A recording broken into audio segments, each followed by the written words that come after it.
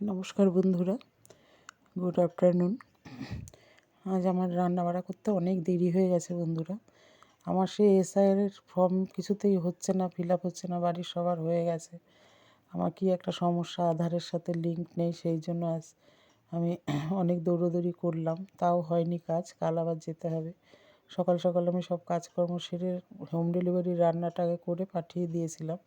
আর হাজব্যান্ডের আজ ছুটি, কিন্তু দেরি তাও হয়ে গেল অনেকটাই, কারণ এসে আমার আর ইচ্ছে করছিল না। যাই হোক, দেখো কী কী রান্না করেছি।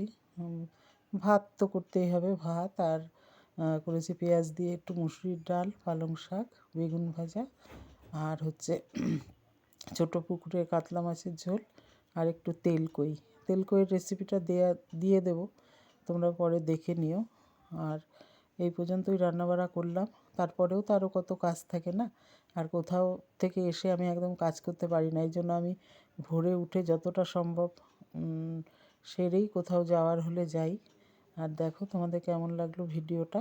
আর এখন তো সবারই একটা চাপ, এক্সট্রা একটা কাজ এসেছে। ভালো লাগলে লাইক, কমেন্ট, শেয়ার করো। টাটা।